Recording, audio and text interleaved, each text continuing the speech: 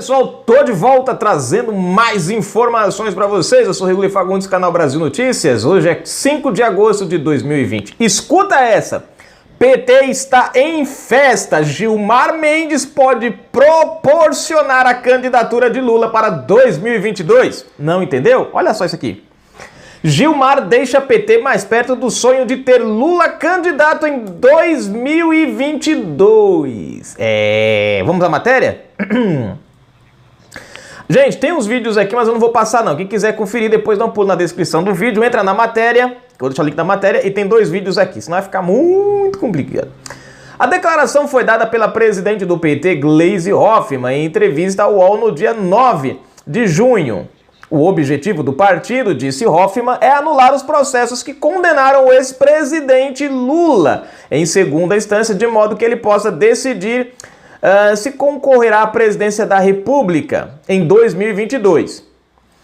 Bom, a esperança, né, que eles têm aí, né, enfim. Bom, sonhar não custa nada. No dia seguinte, também em entrevista ao UOL, foi a vez de Fernando Haddad, ex-prefeito de São Paulo, diga-se de passagem, o pior, e ex-candidato pelo PT à presidência em 2022, fazer coro a colega de partido. Se nós conseguirmos, e espero que consigamos até o final do ano, ter o julgamento do processo que pede a suspensão do juiz Sérgio Moro, o Lula recupera os direitos políticos. Aí ele poderá decidir e espero que decida favoravelmente ser ou não candidato em 2022. O magistrado que pode realizar o sonho do PT de permitir a candidatura de Lula à presidência é o ministro do STF, Gilmar Mendes. Como presidente da segunda turma da corte, ele já declarou que pretende colocar em votação ainda neste semestre o pedido de suspensão do juiz feito pela defesa de Lula em casos envolvendo o petista. Ontem, a mesma segunda turma aceitou um pedido da defesa do ex-presidente para que a delação do ex-ministro Antônio Palocci seja excluída de uma outra ação penal a que Lula responde. Aqui envolve a doação da Odebrecht de um terreno para o Instituto Lula. Ao proferirem seus votos, tanto Gilmar quanto o ministro Lewandowski atacaram duramente o ex-juiz da Lava Jato. Gilmar disse ver indícios de quebra da imparcialidade por parte do magistrado na ação do Instituto Lula. Mas ninguém tá vendo as imparcialidades do STF, né, gente? Quer dizer, o Sérgio Moro foi parcial, agora o STF está sendo imparcial nas ações deles nos últimos tempos.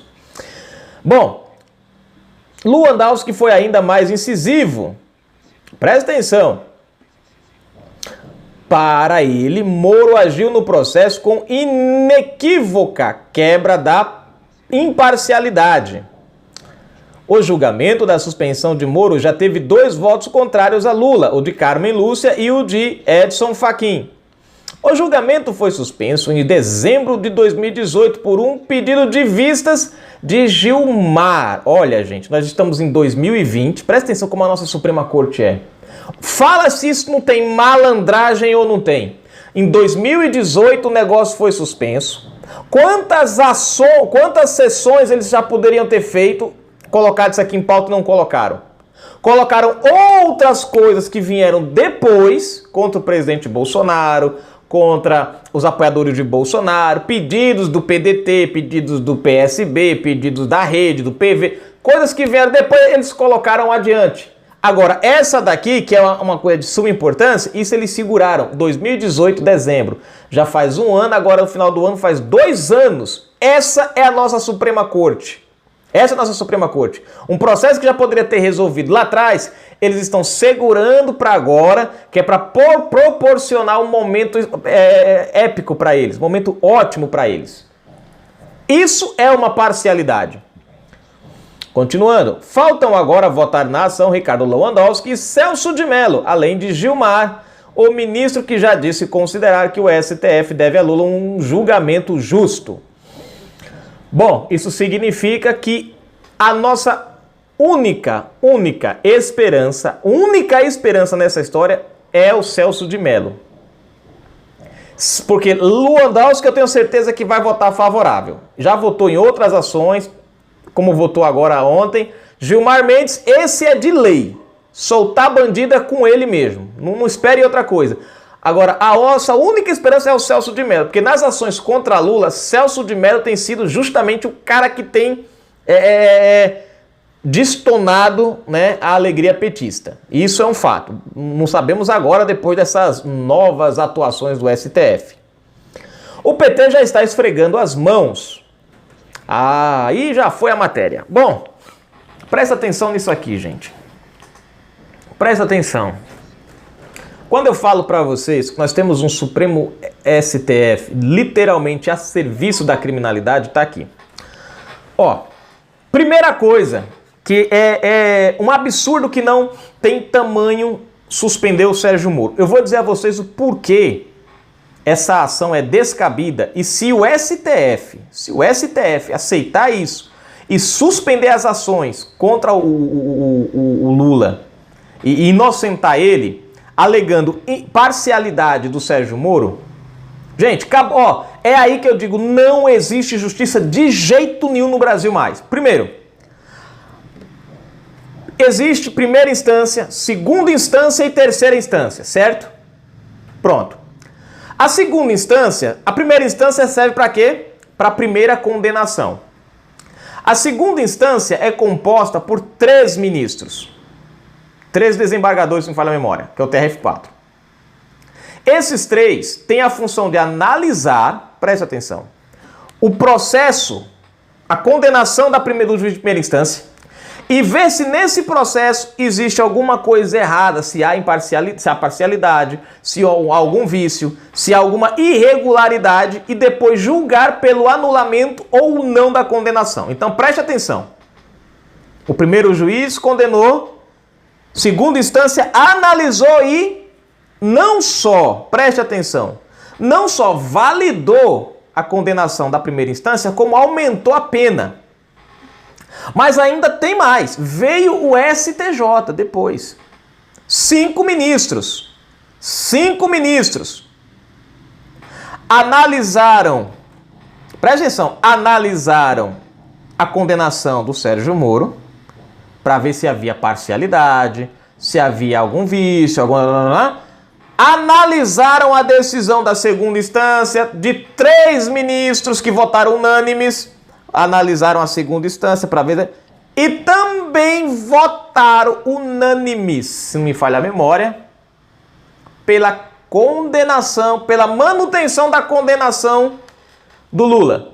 O que é que mudou dessas 3? Moro deu 9 anos e uma besteirinha.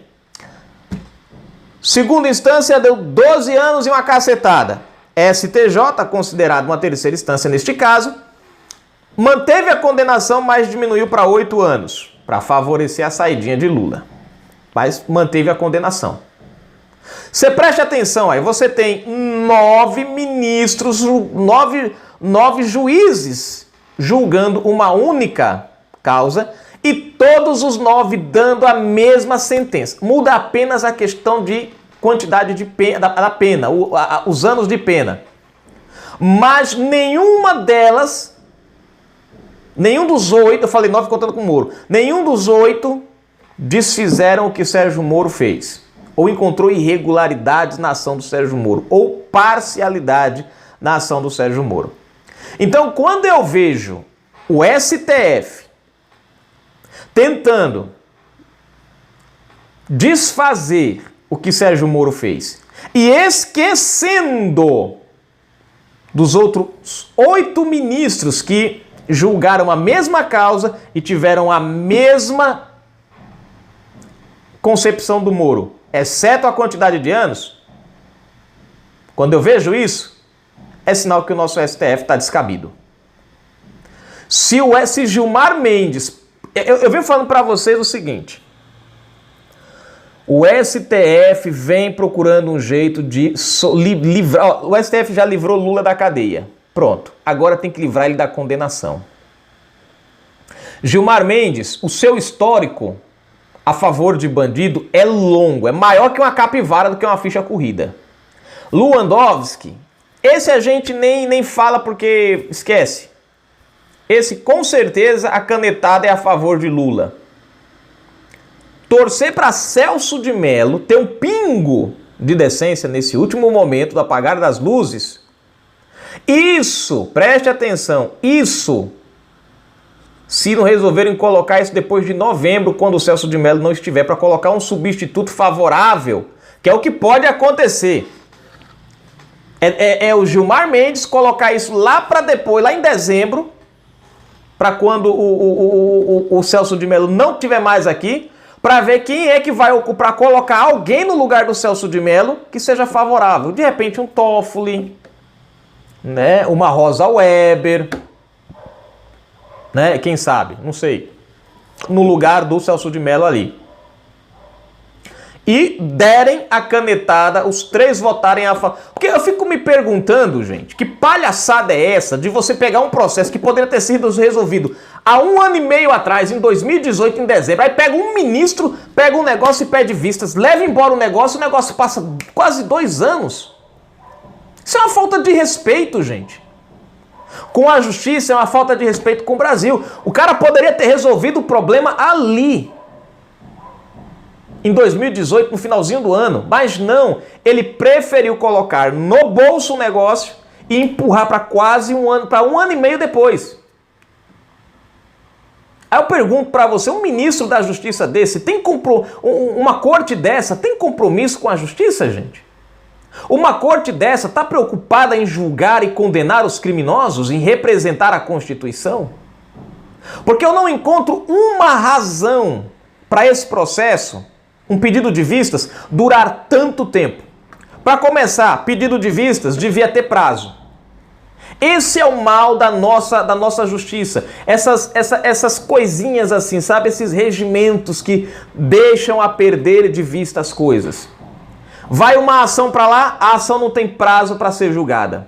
Faz um pedido de vista, o processo não tem prazo para ser devolvido. E assim empurra com a barriga até encontrar um momento favorável, porque naquele momento ali, talvez se eles dessem uma caneta favorável a Lula como eles estão querendo, naquele momento, talvez não fosse legal. Agora eles vão aproveitar, eles estão querendo aproveitar esse momento do STF, no qual o STF está se sentindo maioral, perseguindo um, dando canetada contra outra, suspendendo contas no mundo inteiro, perseguindo o presidente da República, e ninguém faz nada. Eles estão se achando os deuses do mundo. Eles estão achando, esse é o momento exato para nós soltarmos Lula.